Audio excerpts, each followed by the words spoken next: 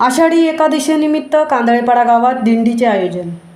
संपूर्ण महाराष्ट्रभर भाविक भक्तांनी आषाढी एकादशी मोठ्या उत्साहात साजरी केली। पंढरपूर येथे भाविक भक्तांचा अथांग सागर लोटलेला पाहावयास मिळाला। तोच उत्साह आणि तोच आनंद आपल्याला कांदळेपाडा ग्रामस्थांनी काढलेल्या दिंडी सोहळ्यास पाहावयास मिळाला। या दिंडी सोहळ्यात कांदळेपाडा गावातील लहान, तरुण, ज्येष्ठ नागरिक तसेच महिला वर्ग यांनी मोठ्या संख्येने दिंडीत सहभाग घेऊन मनमुराद आनंद लुटला। यावेळी कांदळेपाडा सरपंच मुरलीधर भोईर, माजी उपसरपंच अविनाश भोईर, माजी उपसरपंच स्वाती भोईर, प्रकाश म्हात्रे, मुख्याध्यापक विष्णू कोळी, मोतीराम बुवा, भिकाजी बुवा, एकनाथ महाराज, भिकाजी रसाळ, एकनाथ म्हात्रे, शुभम म्हात्रे, सुप्रीत भोईर, राजेश भोईर, शालेय शिक्षण समिती, तरुण वर्ग, महिला वर्ग, ज्येष्ठ नागरिक तसेच मोठ्या संख्येने ग्रामस्थ उपस्थित होते।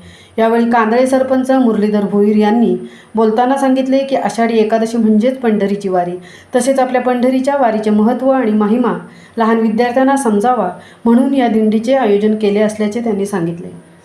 महामुंबईसह विनायक पाटील, पेण। खरं तर आषाढी एकादशी म्हटलं की पंढरपूर वारी हे सर्वसूत आहे। आषाढी एकादशीचं आज आम्हाला दिंडी काढण्याचं कारण एवढंच आहे की लाखो भाविक पंढरपूरकडं माऊलीचं दर्शन घेण्यासाठी जात असतात।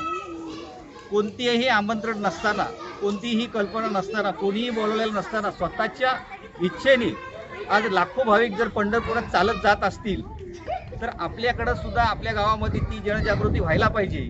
आज आपण पाहिलं असेल की लहान लहान चिमुकल्याने कशा प्रकारे आपला आनंद व्यक्त केला आणि त्यांना ह्या वारीचं खूप समाधान झालं।